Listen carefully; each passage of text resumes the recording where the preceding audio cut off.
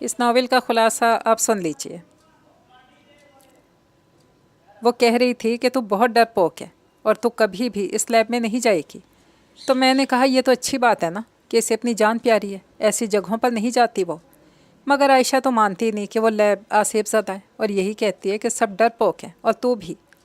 वो बड़ी महारत से अपनी चाल चल रही थी और इसमें कामयाब भी हो रही थी। मुस्फरा के तने आसाब और सुर्ख पड़ती रंगत इस बात की गवाही दे रही थी कि तीर निशाने पर लगा है। अरे यार तो नाराज़ ही हो गई। अच्छा चल ठीक है, बता क्या करना है।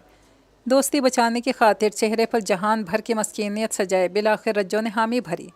ये हुई ना बात।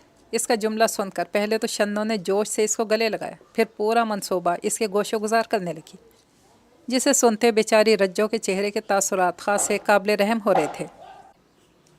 अस्सलामुअलैकुम। आज मैं बहुत प्यारा सा नावल आपके लिए लेकर आई हूँ, जिसका नाम है मजाक।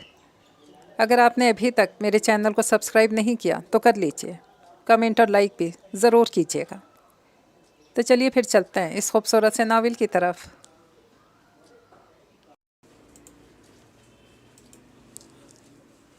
मैं तुझे एक बात बताऊं, अगर तुझे डर ना लगे तो। सफ़ेद रंग के कॉलेज यूनिफॉर्म में मलबूस वो दोनों संगे मरमर की सीढ़ियों पर बैठी एक ही चिप्स के पैकेट से मज़े से चिप्स खा रही थी। तभी किसी ख्याल के तहत अपने सामने बैठी सहेली की तरफ पूरी तरह से घूमकर इसने सनसनी फैलाई। तो बेझिझक बोल, मैं नहीं डरती वरती। इसकी सहेली ने कदाई बेनियाजी से कॉलर झाड़ा। तो सुन। वो बोलने के लिए कुछ और पास आई तो इसकी सहेली भी बगौर सुनने को ज़रा सा झुकी। ये जो मेडिकल वालों का जो नीचे वाला लैब है ना, मैंने सुना है यहाँ असरात हैं। जो भी यहाँ दिन के 12 बजे जाता है वो माजूर वापस आता है या कभी वापस ही नहीं आता। आहिस्ता मगर पुरस्रार आवाज़ में इस खाली लैब की तरफ इशारा करके बोली जो इसके हुक्म में बना था। तो इतनी आहिस्ता क्यों बोल रही है? इसके चेहरे पर खौफ के आसार नुमाया थे, जबकि चिप्स खाता हाथ अब साकित हो गया था। वो लैब सामने ही है पागल। अगर किसी जिन ने सुन लिया कि मैं इसके बारे में बात कर रही हूँ तो मेरे भी हाथ पैर काट देगा। इसने लैब की तरफ इशारा करते अपनी सहेली की अकल पे मातम किया। तुझे डर लग रहा है क्या? अपनी सहेली का जर्द चेहरा देखकर वह फिक्रमंदी से बोली। नहीं। क्यों नहीं? मुझे क्यों? मेरा मतलब मुझे डर नहीं लगता। तुझे तो पता ही है, वैसे भी ये सब फजूल बात है। इतने टाइम से पढ़ रही हूँ यहाँ, मैंने तो कभी किसी लड़की का हाथ पैर कटा फटा नहीं देखा। पहले वो थोड़ा घबराई, फिर अपनी लड़खड़ाती आवाज़ पर काबू पाकर बोली। अच्छा, तूने इस लैब में कभी कोई प्रैक्टिकल होते देखा? कभी वहाँ किसी को आते जाते देखा? इसने मज़ीद कहते से थोड़ा और खौफज़दा किया। नहीं। इसने थूक निकला।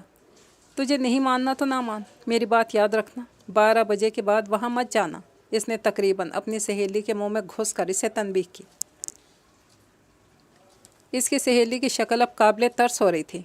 अचानक किसी आवाज़ पर वो चीख पड़ी। हाथ में पकड़ा चिप्स का पैकेट उछला और सारे चिप्स सीढ़ियों पर बिखर गए। अरे क्या पागल हो गई है? इतना भी क्या डरना? फ़ोन है तेरा। अपनी गोद से चिप्स झाड़ती झल्ला कर बोली। डर नहीं रही, बस वो अचानक फूली सांस के साथ बैग से अपना मोबाइल निकालने लगी।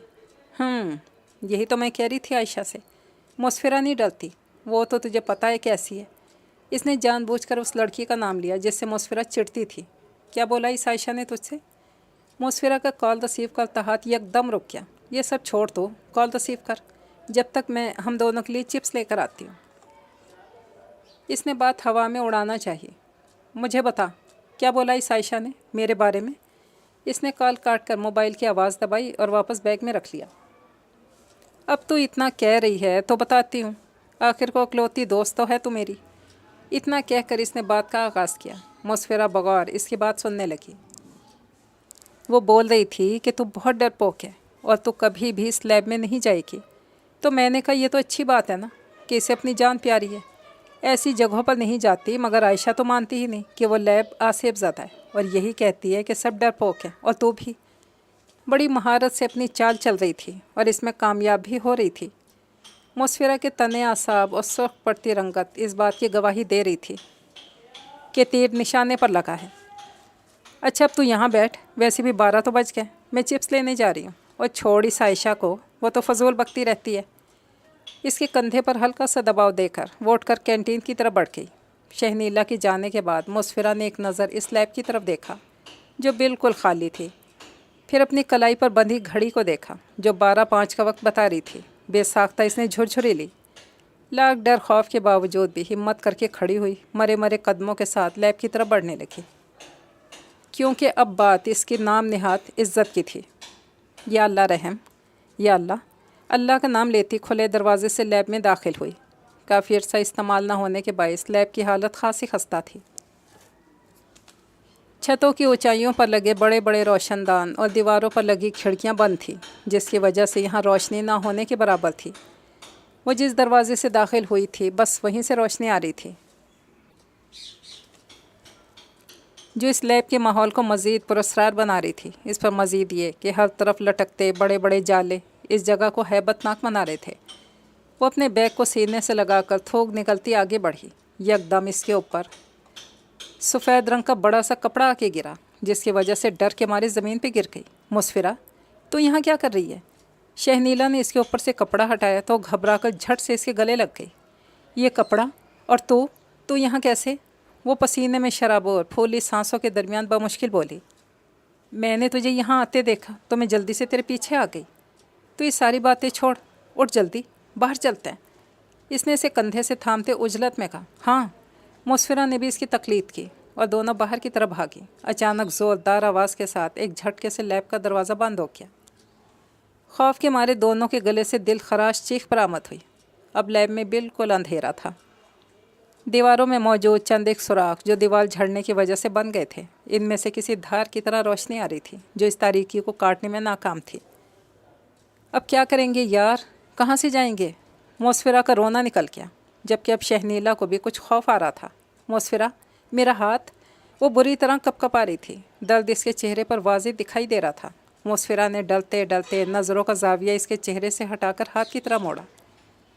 شہنیلا کے سیدھے ہاتھ کی آستین سے کوئی مایا ٹپک کر فرش پر پھیل رہا تھا۔ جھیرے سے آتی روشنی سیدھی فرش پہ اسی جگہ پڑ رہی تھی۔ مسفرہ نے بغور دیکھا تو فرش پر پھیلا خون تھا۔ شہنیلا کے ہاتھ سے خون ٹپک رہا تھا۔ اس نے لرزتے وجود کے ساتھ پھر اس کی آستین کو غور سے دیکھا۔ اس کی آستین ہوا میں جھول رہی تھی، اس کا ہاتھ کٹ گیا تھا۔ مسفرہ کے حلق سے ایک دل خراش چیخ نکلی، بے ہوش ہو کر زمین پہ گر گئی۔ مسفرہ، ارے مسفرہ، اٹھ، دروازہ کھولو، یہ تو بے ہوش ہو گئی ہے۔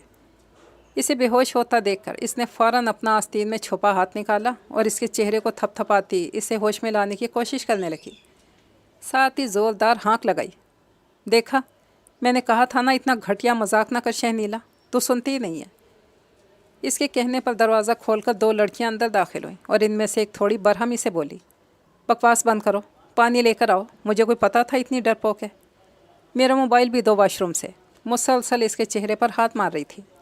ایک لڑکی پانی لینے باہر چلی گئی، دوسری جو اسے باتیں بنا رہی تھی وہ منہ بنا کر اس کا موبائل اٹھا کر لے آئی، جو اس نے یہ مناظر عکس بند کرنے کے لیے وہاں پہ رکھا تھا۔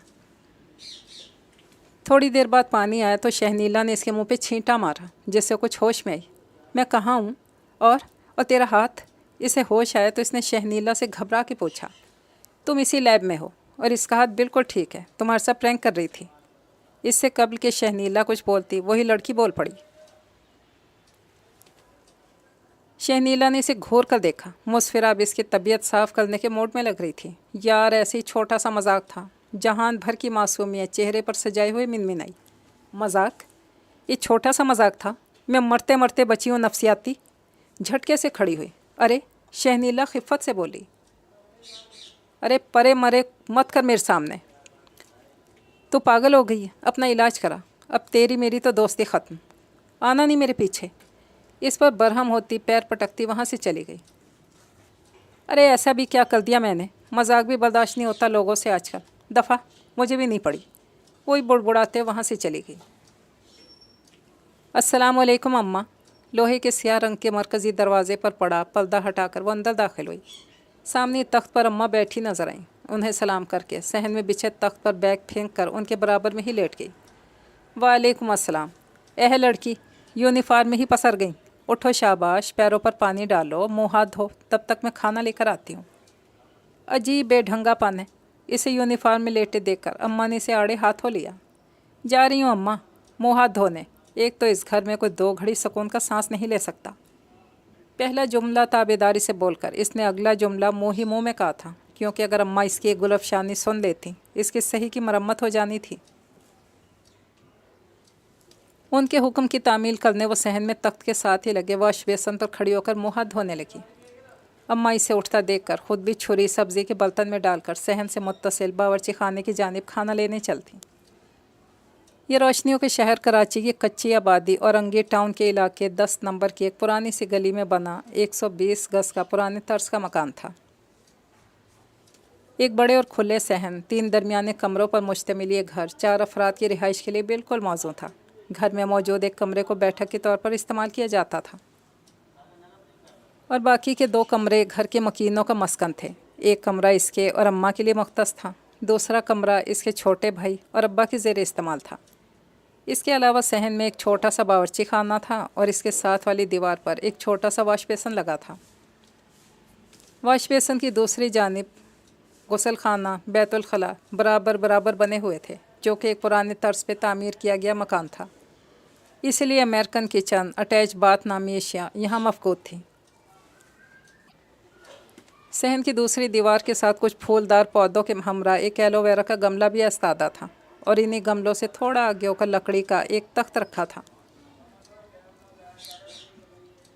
जिस पर अजरक के डिज़ाइन से मिलता जुलता कालीन बिछा था और इस पर इसी डिज़ाइन के 4 छोटे गाँव तकिए रखे हुए थे।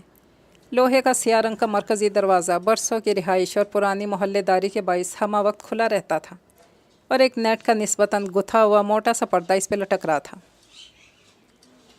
इस गली में मौजूद तमाम ही घर कम व बेश इसी नोयत के बने हुए थे, जबकि चंद एक मकान जदीद तर्ज पर तामीर किए गए थे, जिनके मकीन जिद्दत पसंदी के कायल थे और उनकी जेब भी इसकी मुतहम्मल थी। ये घर शहनीला के दादा ने भले वक्तों में बनवाया था। खुशकिस्मती से उसके अब्बा अपने वालिदैन की इकलौती औलाद थे। दादा के मरने के बाद ये घर बिला शिरकत गैर उनकी मलकियत था। शहनीला के अब्बा शफीक साहब एक फैक्ट्री में मामूली उजरत पर मजदूरी करते थे, जबकि अम्मा जहांरा बतूल उर्फ बतूलन घरेलू खातून थी। इसका छोटा भाई राहिल स्कूल में 6ठी जमात का तालिब इल्म था और वह ख़ुद यानी शहनीला उर्फ शन्नो कॉलेज से एफ़ए कर रही थी। वैसे तो शहनीला एक अच्छी मिलनसार हंसमुख सी लड़की थी, पढ़ाई में भी तेज़ थी। इसके अलावा घर के काम काज में भी ताक थी, लेकिन इसके घर वाले बल्कि मोहल्ले वाले दोस्त अहबाब असातिज़ा सब इसकी एक आदत से बहुत तंग थे। इसे प्रैंक करने की आदत थी। छोटा हो या बड़ा, अपना हो या पराया, कोई भी इसके मजाक के अताब से महफूज नहीं रह पाता था। इस पर शामत की मार ये कि जनाब आलिया के प्रैंक भी कोई हल्की फुल्की नौयत के नहीं होते थे, ऐसे गज़बनाक होते थे कि इंसान की जान पे बन जाती थी और ये साहिबा बंदे को मौत की दहलीज तक पहुंचाकर ख़ुद दूर खड़ी दांत नकोस रही होती थी। ऐसा नहीं था कि इसे घटिया आदत बकौल अम्मा के हमेशा से थी। ये तो इंटरनेट की करम नवाजी थी। यूट्यूब पर इसने चंद एक वीडियोस देख ली, जिसमें कभी लोगों को पागल बनाकर खी कर रहे हैं, तो कभी एक रिपोर्टर खामखा की खबरें देते पास से गुजरते लोगों पर एमी पानी से भरे गुब्बारे मारकर अनजान बन रही है।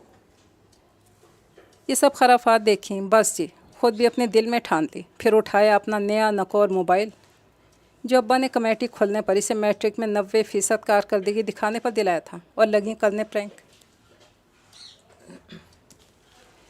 पहले तो घर वालों और सहेलियों को अपने मजाक के ज़रिए आजिज़ करके मोबाइल पर वीडियो बनाती थी, खुद ही बार बार देखकर हंसती थी।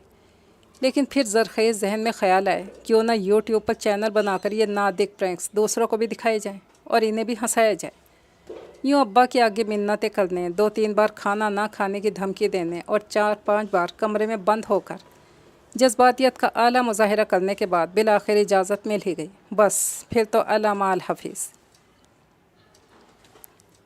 इसके आगे मौर्रख खामोश था, क्योंकि इसके साथ भी प्रैंक हो गया था। अरे शन्नो, जल्दी चाय ले आ, क्या कर रही है?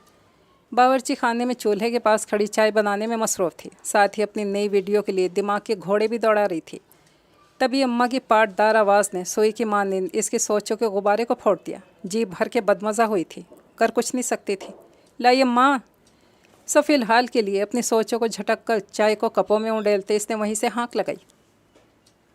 अम्मा इस वक्त बैठक में मौजूद थी। सामने वाली नज्जो खाला अम्मा के पास आई बैठी थी। दोनों ख़वातीन बैठक में रखे इकलौते 3 नशिस्तों पर मुश्तमिल सोफ़े पर विराजमान। محلے کی دوسری خواتین کے متعلق گفتگو محلے کی دوسری خواتین کی برائی کرنے میں مصروف تھیں۔ اسے اماں نے چائے بنانے کے لیے باورچی خانے میں بھیج دیا تھا، جہاں وہ اپنی خرافاتی سوچوں میں مگن چائے بنانے میں مصروف تھی۔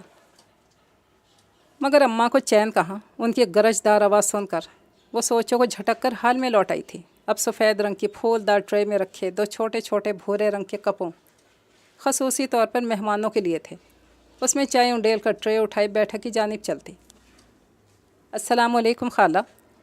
بیٹھک میں داخل ہو کر اس نے ہاتھ میں پکڑی ٹرے اماں کی جانب بڑھائی۔ خالہ کو دیکھ کر مسکرا کر سلام کیا۔ اس کے بیٹھک میں داخل ہوتے دونوں خواتین بالکل چپ ہو چکی تھیں۔ وعلیکم السلام۔ خالہ نے بھی اسے دیکھ کر اپنی سرخ رنگ کی بتیسی کی نمائش کی۔ اسی سلام دعا کے بیچ اماں نے اس کے ہاتھ سے ٹرے لے کر اسے گھوری سے نوازا، جس کا واضح مطلب یہ تھا یہاں سے دفع ہو جاؤ۔ اور وہ جو ٹرے اماں کو تھما کر بیٹھنے ہی لگی تھی، ان کی گھوریوں کا مطلب سمجھ کر فوراً وہاں سے رفو چکر ہو گئی۔ اس کے وہاں سے کھسکتی دونوں خواتین پھر سے غیبت کی محفل سجا چکی تھیں۔ بیٹھک سے باہر آ کر اس نے اپنے گلے میں پڑا لون کا دوپٹہ سینے پر پھیلا کر کرینے سے سر پہ سجایا۔ گھر کے مرکزی دروازے سے باہر نکل گئی۔ اس کا رخ سامنے بنے زنگ آلود دروازے کی جانب تھا۔ سامنے بنا یہ گھر اس کی سہیلی رانیہ عرف رجو کا تھا، جو انہی سرخ بتیسی والی نجو خالہ کی بیٹی تھی، جو اس کے گھر میں بیٹھی تھی، مزے سے ہاتھ ہلاتی سامنے کی جانب بڑھ رہی تھی۔ تبھی اچانک زن سے ایک تیز رفتار ہیوی بائک اس کے آگے بالکل نزدیک سے گزر کر گلی کے کونے پر بنے سفید رنگ کے بڑے سے دروازے کے سامنے رکی۔ شنو اس اچانک افتاد پر دہل کر اپنے سینے پر ہاتھ رکھ کر تیز رفتاری سے چلتی اپنے سانسوں کو بحال کرنے کی ناکام کوشش کرنے لگی۔ کچھ دیر بعد جب سانس بحال ہوئی تو اس نے انتہائی غضبناک تاثرات چہرے پر سجائے اس جانب دیکھا جہاں وہ ہوا کے دوش پر لہراتی بائک رکی تھی۔ ایک لڑکے کو دیکھا تو ایسا لگا بے ساختہ اس کے دل میں یہی گانا بجا تھا۔ نظر اس جانب اٹھی اور ٹھہر گئی۔ مہندی رنگ کی پلین شرٹ اور سیاہ رنگ کی ڈریس پینٹ میں ملبوس وہ بائک سوار بائک سے اتر کر سفید رنگ کے دروازے کے سامنے کھڑا ڈور بیل بجا رہا تھا۔ ہیلمٹ اس نے بائک رکتے ہی اتار کر ہاتھ میں پکڑ لیا تھا، جس کی وجہ سے اس کا روشن چمکدار چہرہ صاف دکھائی دے رہا تھا۔ وہ بائک سوار امیر حمزہ تھا۔ امیر حمزہ اس محلے کا سب سے سلجھا ہوا لڑکا تھا۔ گوری رنگت، لمبے قد کے ساتھ سرکاری نوکری نے اس کو کچھ اور نکھار بخشا تھا۔ شنو اسے آتے جاتے کئی بار دیکھ چکی تھی اور دل ہی دل میں سے چاہتی تھی، مگر وہ اسے کچھ مغرور سا لگتا تھا۔ ابھی بھی وہ اطلاعی گھنٹی بجا کر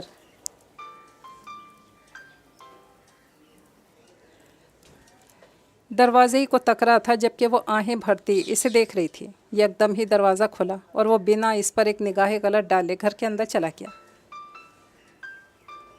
اس کے اندر جاتی شنو بھی ساکت کیفیت سے باہر آئی اور ایک سال داہ بھر کر رجو کے گھر کی جانب چلتی۔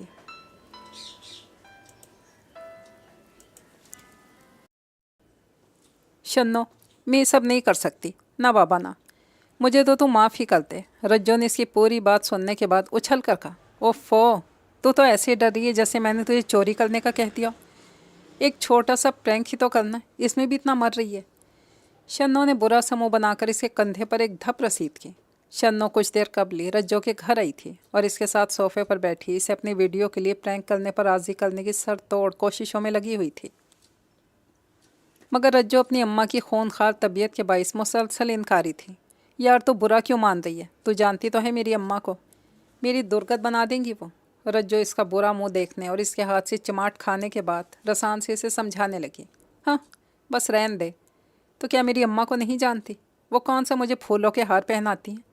لیکن اگر بندے کو کچھ بڑا کرنا ہو تو پھر چھوٹی چھوٹی ماروں سے نہیں ڈرا جاتا۔ اگر میں بھی تیری طرح سوچتی تو کچھ نہیں کر پاتی۔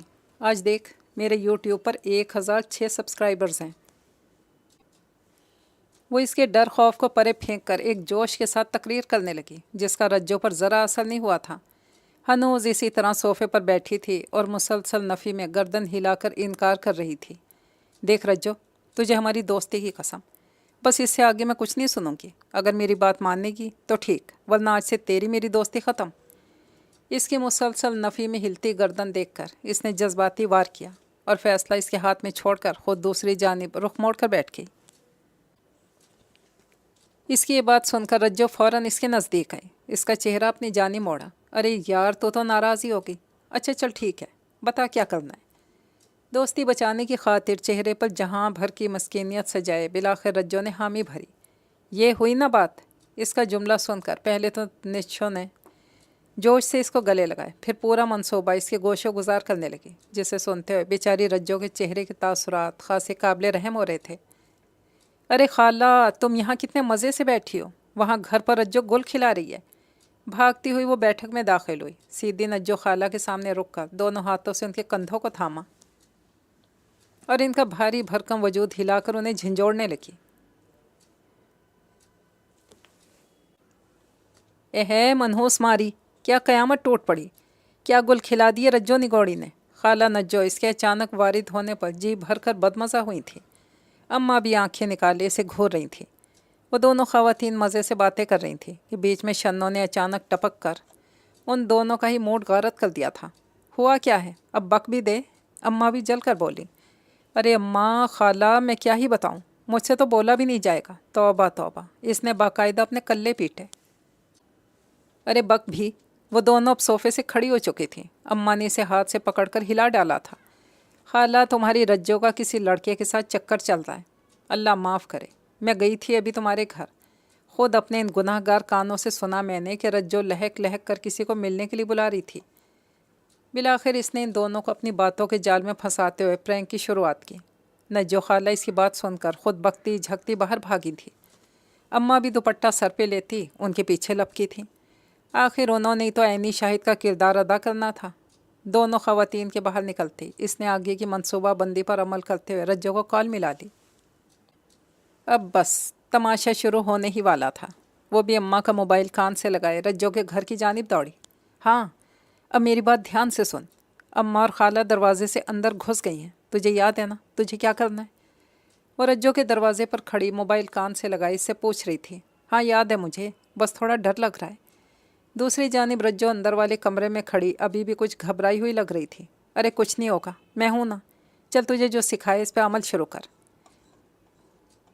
شنو نے اسے حوصلہ دیا۔ ٹھیک ہے۔ اس نے ڈلتے ڈلتے حامی بھری، منصوبے پر عمل شروع کیا۔ نجو خالہ اور اماں لوہے کا زنگ آلود دروازہ پار کر کے چپ چاپ نجو خالہ کے گھر میں داخل ہوئیں۔ انہیں رجو کہیں نظر نہ آئی تو اسے ڈھونڈتے ہوئے مزید اندر گئیں۔ وہ انہیں اندر والے کمرے میں ایک کونے میں کھڑی موبائل کان سے لگاتی سرگوشیاں کرتی دکھائی تھی، سو وہ دونوں وہیں رک کر اس کی باتوں پر غور کرنے لگیں۔ دوسری جانب جو ہی رجو کو ان دونوں کی آمد کا یقین ہوا، ڈلتے ہوئے بولنا شروع ہوئی۔ نہیں، آج نہیں مل سکتی، ایسا کرو تم کل ملنے آنا، کل اماں جب بازار جائیں گی میں تمہیں کال کر دوں گی، تم آ جانا۔ اس نے مسکراتے ہوئے بات کا آغاز کیا۔ کال کی دوسری جانب شنو مسکرا رہی تھی، وہ بھی اس وقت رجو کے گھر کے صحن میں ہی موجود تھی۔ شاباش، اس نے رجو کو شاباشی سے نوازا۔ میں بھی تمہارے بنا نہیں رہ سکتی، اس نے ڈلتے ڈلتے آگے بولا اور کچھ لمحے خاموش رہی، جیسے واقعی سامنے کوئی ہو جس سے وہ گفتگو میں مشغول ہو۔ بے غیرت، بے حیا، کل موہی، شرم نہیں ماں کے سفید بالوں میں مٹی ڈالتے ہوئے۔ نجو خالہ اماں کے ہمراہ کمرے کے باہر کھڑی اپنی لاڈلی کی بے باکیاں اور اپنی پڑوسن کی جتاتی نگاہوں سے عاجز آ کر آندھی طوفان کی طرح کمرے میں داخل ہوئیں اور اپنی بیٹی کے بال پکڑ کر اس کے کمر پر تھپڑوں کی بارش شروع کرتی۔ اسی اثناء میں اماں بھی انہی کی تقلید میں کانوں کو ہاتھ لگاتی کمرے میں داخل ہوئیں۔ رجو جو فون پر مگن ہوئی، ہر چیز کو بالکل ہی فراموش کر کے ویڈیو کے لیے پرجوش ہو چکی تھی۔ یک دم ہی ہوئے نجو خالہ کے حملے پر بوکھلا گئی، موبائل اس کے ہاتھ سے گر چکا تھا اور وہ اپنی اماں کے تھپڑ کھاتی خود بھی زمین بوس ہو چکی تھی۔ اوہ اماں، مار کیوں رہی ہو؟ اللہ، رجو دہائیاں دے رہی تھی، اس کی اماں پر کوئی اثر نہیں ہو رہا تھا، ہنوز اسے زور و شور سے پیٹ رہی تھی۔ کیوں مار رہی ہو؟ اچھا تو ننھی ہے، تجھے تو جیسے پتہ ہی نہیں۔ ارے تیرے دیدوں کا پانی مار کیا ہے، ابھی تیرے ہوش ٹھکانے لگاتی ہوں۔ نجو خالہ کا غصہ کسی طور کم ہونے میں نہیں آ رہا تھا۔ شنو کی اماں ایک طرف کھڑی تماشا پورے جوش سے دیکھنے میں مگن تھی، کیونکہ کل پورے محلے میں یہ اہم خبر مکمل سیاق و سباق کے ساتھ انہیں نشر کرنی تھی۔ اماں میری بات تو سنو، میں نے ایسا ویسا کچھ نہیں کیا، یہ تو وہ شنو کی ویڈیو کے لیے میں ناٹک کر رہی تھی، تھپڑوں کے درمیان بمشکل بولی۔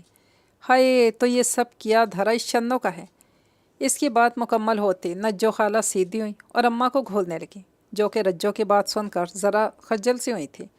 मैं यही सोचूं, मेरी बेटी ऐसी घिनौनी हरकत कर ही नहीं सकती। वो इस पर हाथ साफ करने के बाद गोया हुई, जबकि दूसरी तरफ ज़मीन पर ढेर रज्जो ने अपनी अम्मा के इतनी जल्दी बयान बदलने पर कीनातोज़ नज़रों से इन्हें देखा। इस शन्नो को तो आज मैं छोड़ूंगी नहीं। चल अब उठ भी जा, यूं ही ज़मीन चाटती रहेगी। शन्नो को ख्यालों में कोटते उन्होंने साथ ही रज्जो को भी लताड़ा, जो अभी तक ज़मीन पर पड़ी हुई थी। उनकी बात सुनकर फ़ौरन खड़ी हुई। ये लड़की तो मुझे कहीं मुंह दिखाने लायक नहीं छोड़ेगी। शन्नो की अम्मा सारी बात जानने के बाद और अपना माथा पीट रही थी। तभी अचानक शन्नो कमरे में दाखिल हुई। कमरे में हो चुकी सारी कार्रवाई से अनजान वो अंदर दाखिल हुई और बोलने के इरादे से लब वाह किए ही थे कि एकदम इसका नाजुक सा हाथ पकड़कर नज्जो खाला ने इसे अपनी जानिब खींचा और इसके कमर पर एक धप जड़ी। अल्लाह, क्या हो गया खाला, मुझे क्यों मार रही हो? इसने दुहाई दी। मैं बताती हूँ कि तुझे क्यों मार रही है। बेशरम, तुझे ज़रा शर्म नहीं आई ऐसा बेहुदा मजाक करते? अम्मा भी कहाँ पीछे रहने वाली थी, वो भी इसके नज़दीक आई और इसे ठुड्डे मारने लगी। अम्मा की बात सुनकर वो समझ गई थी कि सारी हकीकत दोनों ख़वातीन को पता चल चुकी है, अब कुछ नहीं हो सकता। अच्छा, अगर सब पता चल ही गया है तो ये भी बता दो कैसा लगा मेरा प्रैंक। इन दोनों से पिटते हुए वो सर उठाकर ढिठाई से बोली, जिस पर अम्मा और खाला दोनों का खून खौल उठा। दोनों और शिद्दत से इसे पीटने लगी। रज्जो भी सामने के मंजर पर नज़र जमाए वहीं खड़ी हैरानी से शन्नो को देख रही थी। पिटते हुए भी अपने 32 के 32 दांतों की नुमाइश करती दोनों को तपा रही थी। गाइस, उम्मीद करती हूँ आपको ये प्रैंक पसंद आया होगा। अगर पसंद आया हो तो वीडियो को लाइक करें और चैनल को सब्सक्राइब करके बेल आइकन ज़रूर लाजमी दबाएं ताकि आने वाली हर वीडियो सबसे पहले आप तक पहुँचे। पिटते हुए भी अपनी वीडियो का इख्तितामी जुमला बोलना नहीं भूली थी। ये लड़की तो वाकई बहुत ढीठ है। इतनी ढिठाई अगर मैं 10 बार भी पैदा हो जाऊं तो भी नहीं दिखा सकती। इसको पिटते वक्त भी सब्सक्राइब और लाइक की पड़ी है। रज्जो ने बेसाख्त तो झुरझुरे ली। शन्नो हनूस हंस रही थी। है तौबा तौबा, ऐसी औलाद पैदा होने से तो अच्छा था कि मैं बे औलाद रहती। या अल्लाह, उठा ले मुझे। ये लड़की तो मुझे मार कर ही दम लेगी। सर पे दुपट्टा कस के बांध के अम्मा सर पकड़े दुहाइयाँ दे रही थी, जिसका किसी पर कोई असर नहीं हो रहा था। सब चुपचाप अपने कामों में लगे थे।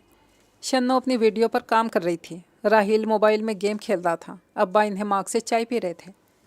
ये सब तुम्हारी लाड प्यार का नतीजा है जो ये शन्नो इतनी बिगड़ गई। हर किसी को अपने काम में लगा देखकर अम्मा ने अब्बा की जानिब तोपों का रुख मोड़ा। अरे हुआ क्या है नेक वक्त, कब से वावेला किए जा रही हो, कुछ बताओ भी, क्या किया शन्नो ने? अब्बा ने बमुश्किल अपनी चाय पर से नज़र हटाकर अम्मा को देखा। क्या हुआ है? मैं बताती हूँ क्या हुआ है। अम्मा ने आहें भरते हुए पूरी तफसील अब्बा की गोशे गुजार की।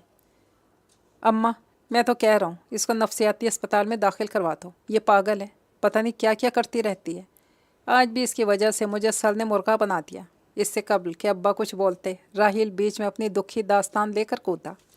मेरी वजह से कैसे? पूरी बात में पहली बार शन्नो ने मोबाइल पर से ध्यान हटाया था, क्योंकि इसने अपनी फजूल सी वीडियो के लिए मेरा सारा होमवर्क मिटा दिया, जिसकी वजह से मुझे मुर्गा बनना पड़ा। इसका जुमला पूरा होने के बाद शन्नो फिर से मोबाइल में लग गई। अच्छा चल छोड़, तो सिर्फ मुर्गा ही बना। परसों ये तुम्हारी लाडली सलमा के पोते को घर में खिलौने देकर खुद बाहर हाय होए मचाने लगी कि अब मानो दिन नहीं मिल रहा। पूरे 2 घंटे तक वो बच्चा थक गया खेलते खेलते, खुद ही घर से बाहर आ गया और इसके मजाक का भांडा फोड़ गया। अरे मैं तो खुद इस अगवाकार को इनके घर में बैठकर कोस रही थी और ये मेरी अपनी ही औलाद का कारनामा निकला। इसकी माँ तो बेदम से होकर हाथों में आ गई थी। पूरा मोहल्ला छान मारा, हमारे घर में किसी ने नहीं देखा, क्योंकि शोर मचाने वाली तो शन्नो साहिबा खुद थी। सब यही समझ रहे थे कि हमारे घर गया होता तो इसे पता होता। सलमा ने मेल जोल ख़त्म कर दिया हमसे। ये गंदी औलाद सबको छुड़वा देगी, रिश्तेदार मोहल्लेदार सब। हाय मैं कहाँ जाऊँ? बतूलन फिर से अपना सर पकड़कर आहो बका करने लगी। दिन रात की गर्दिश यूं ही जारी थी। सब कुछ हनूज वैसा ही था। शन्नो और इसके प्रैंक्स और इनसे तंग होने वाले आसपास के लोग। दिन ऐसे ही आम से गुजर रहे थे कि तभी एक दिन शन्नो की सीधी सी ज़िंदगी ने एक नया मोड़ लिया। दोपहर के 2 बजे जब वो कॉलेज से घर लौटी तो हस्बे मामूल अम्मा को तख्त पे बैठा पाया। इन्हें सलाम करती वहीं तख्त पे बैठ गई। वालेकुम अस्सलाम मेरी बच्ची, خلاف معمول اماں کی زبان سے آج شیرہ ٹپک رہا تھا۔ اماں کے منہ سے شہد ٹپکتا دیکھ کر ایک جھٹکے سے اٹھی، حیرت سے منہ کھولے انہیں تکنے لگی۔ اماں کی صرف زبان سے ہی نہیں بلکہ ان کا چہرہ بھی کسی تر و تازہ گلاب کی مانند کھلا ہوا تھا۔ اماں، تمہاری طبیعت تو ٹھیک ہے نا؟ شنوں کے لیے اماں کے اندر آیا اتنا سارا انقلاب ایک ساتھ ہضم کرنا خاصا مشکل تھا۔ آئے ہائے، مجھے کیا ہونا ہے، میں بالکل ٹھیک ہوں۔ اماں کے ہونٹوں پر ابھی بھی بھرپور مسکراہٹ سجی ہوئی تھی۔ تو پھر تم اتنی بہکی بہکی کیوں لگ رہی ہو؟ اس کی حیرت کسی طور کم نہیں ہو رہی تھی۔ تجھے عزت راس ہی نہیں ہے۔ اماں کا موڈ ایک دم ہی غارت ہوا اور انہوں نے اس کی کمر سینکی۔ ہاں اب ٹھیک ہے، میں تو ڈر ہی گئی تھی کہیں تم پہ کوئی جن بن تو نہیں آ گیا۔ اس نے انہیں واپس پرانے ٹون میں آتے دیکھ کر سکون کا سانس خارج کیا۔ بس دن رات بکواس کروا لو، خوشی کی بات تھی اسی لیے خوش تھی، مگر نہیں، نکمی اولاد ماں کو خوش بھی نہیں ہونے دیتی۔ انہوں نے اسے لتاڑا۔ خوشی کی بات؟ خیریت؟ کیا ماموں لوگ آ رہے ہیں؟ اسے یہی وجہ لگی تھی اماں کی خوشی کی، کیونکہ اس نے اپنی 18 سالہ زندگی میں اماں کو اس بات کے علاوہ کسی اور بات پر خوش ہوتے ہوئے نہیں دیکھا تھا۔ ہاں ہاں آئیں گے، ماموں لوگ بھی آئیں گے، اب تو سب لوگ آئیں گے۔ اماں دوبارہ خوشی سے چہکیں۔ کیا ہوا ہے اماں؟ بتا بھی دو، ایسی بھی کیا خوشی ہے؟ اب کی بار شنو بھی پرجوش ہوئی۔ بہت جلد ہم لوگ تجھے اس گھر سے رخصت کرنے والے ہیں۔ اماں نے اس کا چہرہ ہاتھوں میں تھام کر پیار سے کہا۔ کیا؟ جب ہی میں کہوں اتنا خوش کیوں ہو رہی ہو؟ تم لوگ مل کر مجھے گھر سے نکال دے ہو۔ اس نے اپنے چہرے سے ان کے دونوں ہاتھ جھٹک دیے۔ پاگل لڑکی، ہم لوگ تیری شادی کر رہے ہیں، تیرا رشتہ پکا کر دیا ہے سفید گیٹ والی فرزانہ کے بیٹے امیر حمزہ سے۔ اماں آگے بھی تفصیل بتا رہی تھی۔ اس کے سماعتوں میں تو بس ایک ہی نام گونج رہا تھا، امیر حمزہ۔ اسے اپنی خوش قسمتی پر یقین نہیں آ رہا تھا کہ ایسے بھی دعائیں قبول ہو جاتی ہیں جو ابھی لب پر بھی پوری طرح نہیں آ پاتی۔ ہاں ہو جاتی ہیں، کیونکہ جو مالک کل ہے وہ دل کے نہا خانوں میں پوشیدہ دعاؤں کو بھی جانتا ہے۔ یا اللہ تیرا لاکھ لاکھ شکر ہے۔ اس کا رواں رواں اپنے پروردگار کا شکر گزار ہوا تھا۔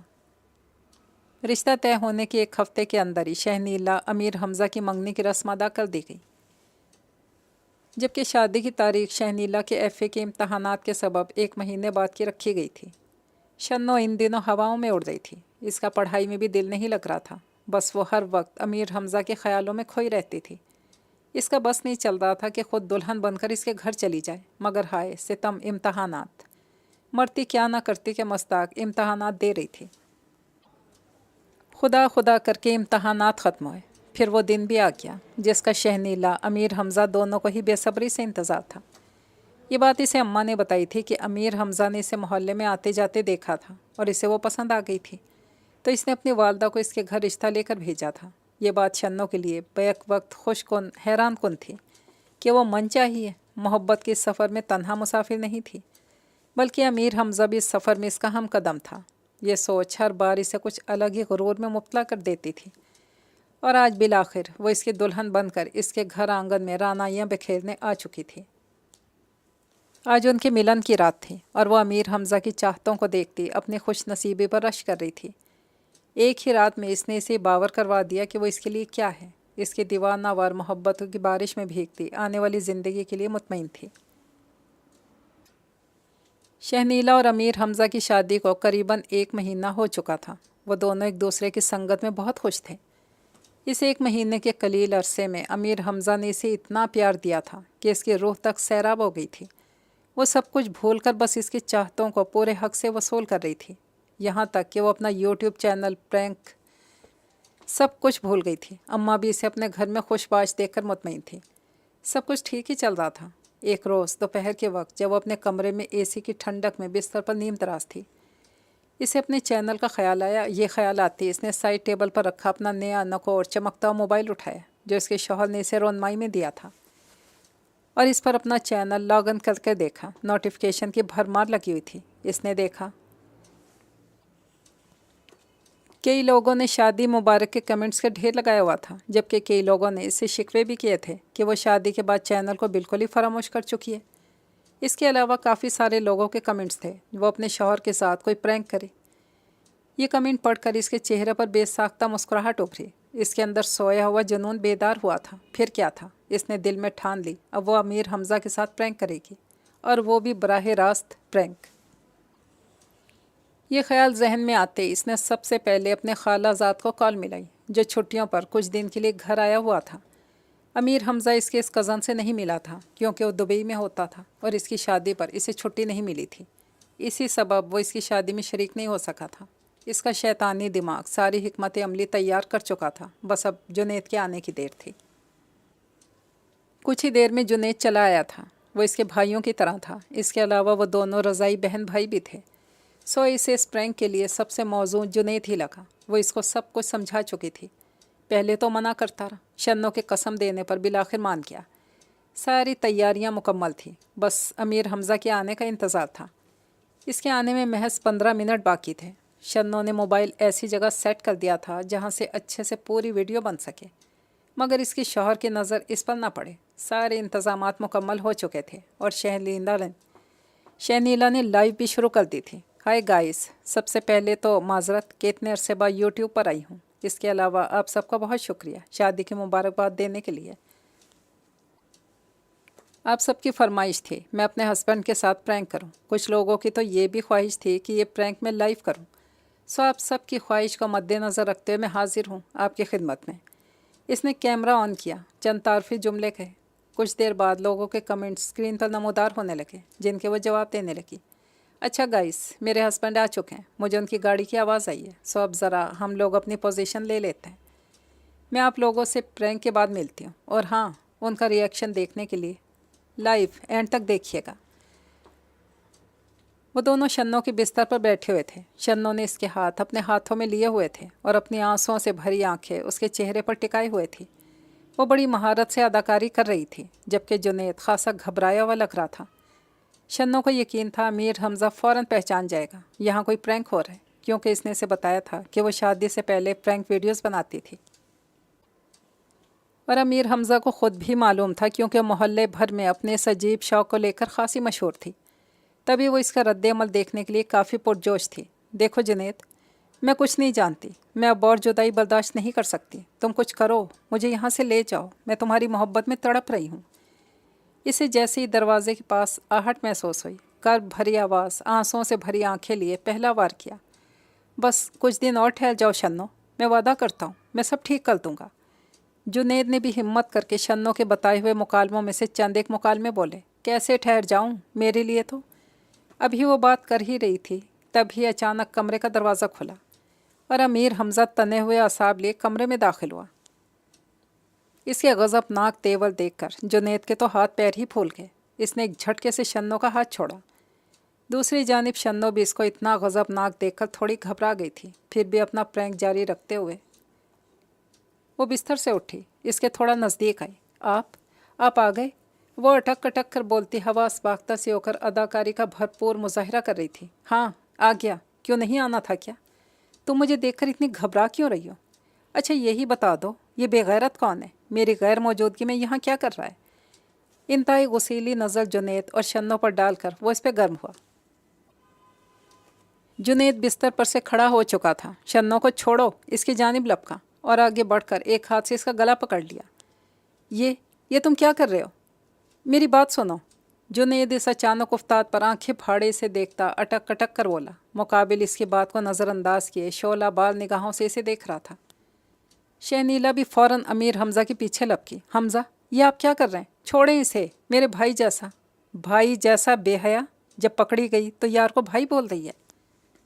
جنید کا گلا چھوڑ اس کی جانب پلٹا، اس کو دونوں کندھوں سے پکڑ کر جھنجھوڑ ڈالا۔ جنید گلا آزاد ہوتے ہی نیچے جھکا، زور زور سے کھانسنے لگا۔ تجھے تو میں آج جان سے مار دوں گا۔ پھر سے آگ بگولا ہوتے جنید پہ چڑھ دوڑا۔ ہٹیں حمزہ، چھوڑیں اسے، یہ آپ کیا کر رہے ہیں؟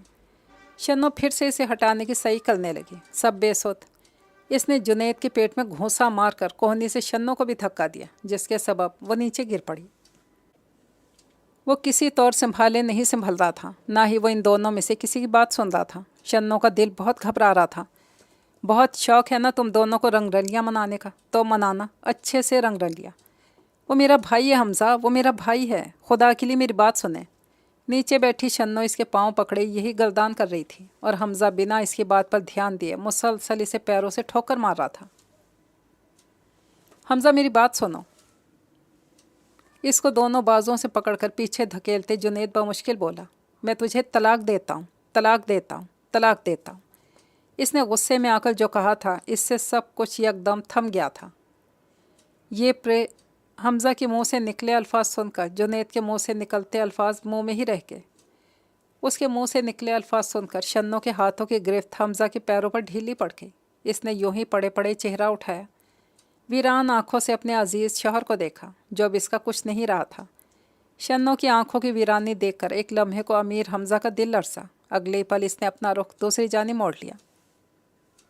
दूसरी जानिब जुनैद अपनी बहन की लूटी पिटी हालत देखकर खुद भी अपनी जगह साकित रह गया था। एक तूफ़ान आया और अपने साथ सब कुछ बहा कर ले गया। तूफ़ान के गुजरने के बाद पीछे वो बेदम सा वजूद बेअसर आंखें लिए ज़मीन पर गिरी हुई थी। लाइफ अभी भी चल रही थी। कुछ देर पहले जो लोग इसे दाद दे रहे थे, इसे देखकर खुश हो रहे थे। इस काया पलट पर अब इसके साथ हमदर्दी कर रहे थे। कुछ लोग इसे कसूरवार ठहराकर लानत मलामत भी कर रहे थे, मगर वो इन सब बातों से कतन अनजान, वीरान और उजड़ी हालत में पड़ी हुई थी। इसके आंसू भी अब थम चुके थे। इतना मजाक भी ना किया कर शन्नो दूसरों के साथ, कहीं किसी के दिल को लग गया तेरा मजाक तो इसकी आह तुझे ले डूबेगी। अम्मा की कई बार की गई नसीहत इसे समझ में आई भी तो तब जब वक्त ही निकल गया। एक मजाक ने शन्नो की ज़िंदगी तहबाला कर डाला था। ये प्रैंक था हमज़ा। काफ़ी देर बाद जुनैद बामुश्किल बोल सका। जुनैद की बात सुनकर अमीर हमज़ा अपनी जगह से हिल नहीं सका। तुम कुछ भी कहोगे मैं मान जाऊंगा। अब की बार अमीर हमज़ा की आवाज़ में लर्जिश थी, जैसे वो चाहता हो जो जुनैद ने कहा वो सच ना हो। वो रहा मोबाइल, इस पर लाइव चल रही है। इसने थके हुए अंदाज में एक तरफ इशारा किया, जहाँ एक टेबल पर दो गुलदानों के दरमियान ज़रा गौर करने पर हमज़ा को मोबाइल नज़र आया। भारी कदमों से इस तरह बढ़ा। गुलदान हटाकर इसने मोबाइल स्क्रीन का रुख अपनी तरह मोड़ा, जहाँ लाइव अभी भी चल रही थी और लोगों के कमेंट्स तेज़ी से आ रहे थे। हर कोई शहनीला को कोस रहा था। अमीर हमज़ा से ये सब देखा ना गया। फ़ौरन लाइव बंद कर दी और शहनीला की तरह बढ़ा, मैं तुझे तलाक देता हूँ, तलाक देता हूँ, तलाक देता हूँ। अपनी ही आवाज़ कानों में गूंजी तो इसके बढ़ते कदम पत्थर के हो गए और एक आंसू इसकी आंख से फिसल कर ज़मीन बोस हो गया। शहनीला सख्ते की कैफियत में अभी भी वैसी ही पड़ी थी। जुनैद ने आगे बढ़कर अपनी बहन को सहारा दिया तो वो किसी बेजान बुत की तरह खिंचती चली गई। वैसे भी अब यहाँ रुकने का कोई जवाब नहीं था, तो जुनैद को यही मुनासिब लगा इसे लेकर घर चला जाए। मजाक था, मैं मरते मरते बची हूँ, वो तो हाथों में आ गई थी, कोई इसका बच्चा ला दे। ऐसे घटिया मजाक ना किया कर शहनीला। ऐसी बहुत सी बातें इसके दिमाग में गर्दिश कर रही थी। भाई जैसा बेहया, जब पकड़ी गई तो यार को भाई बोल रही है, मैं तुझे तलाक देता हूँ। अमीर हमज़ा की काटदार आवाज़ कानों में गूंजी तो इसने चिल्ला कर कानों पर हाथ रख लिए। आय हाय, कैसी औरत है, और करो ऐसा गंदा मजाक। ऐसी औरतों के साथ ऐसे ही होना चाहिए। और उड़ाओ दूसरों का मजाक, अपनी ज़िंदगी मजाक बन गई ना। देखो मेरे पोते को अगवा किया था। सही कहते हैं, अल्लाह दुनिया का किया दुनिया में ही दिखाता है। ये मोहल्ले के वही लोग थे जिन्होंने शन्नो के चैनल पर इसकी लाइव देख ली थी। अब घर के आगे खड़े इसे कोस रहे थे। जुनैद इस भीड़ में शन्नो को साथ लिए बमुश्किल निकला। पर्दा हटाकर शन्नो के लिए जुनैद शफीक साहब के घर के अंदर दाखिल हुआ। अरे शन्नो तो। जुनैद, तू तो सिर्फ मिलने गया था ना, घर क्यों ले आया ऐसे? और अमीर हमज़ा कहाँ है? इन दोनों को अंदर आता देखकर बतूला ने कई सवाल एक साथ कर डाले। जब इन दोनों में से कोई कुछ नहीं बोला तो वो चावल की ट्रे तख्त पे रख के मुतफक्किर से के नज़दीक चली आईं। शहनीला की हालत देखकर उनके दिल में वसवसे उठ रहे थे। क्या हुआ है? तुम लोग कुछ बोल क्यों नहीं रहे? कुछ हुआ है क्या? और ये अमीर हमज़ा कहाँ है? वो नहीं आया साथ? घबराते हुए उन्होंने शहनीला को बाजू से पकड़कर हिलाते फिर से सवालों की बौछार कर डाली। उसने इसे तलाक दे दी, जुनैद किसी हारे हुए जुआरी की तरह बोला था। किसने किसे तलाक दे दी? ये क्या बोल रहा है तू? बतूला ने दहल कर अपना दिल थाम लिया। अमीर हमज़ा ने इसे तलाक दे दिया खाला। अब की बार इसने शहनीला को छोड़ा नहीं।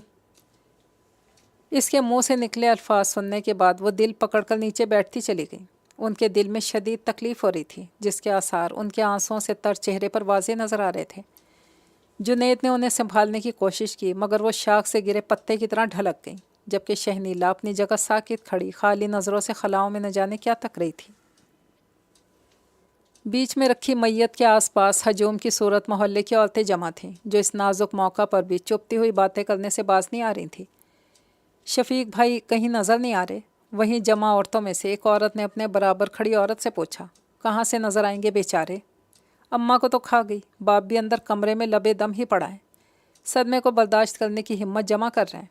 दूसरी औरत ने मुंह पर दुपट्टा रखते हकारत से शहनीला को देखा, जो कमरे के दरवाजे पर ही सफ़ेद चादर ओढ़े किसी बुत की मानिंद बैठी थी।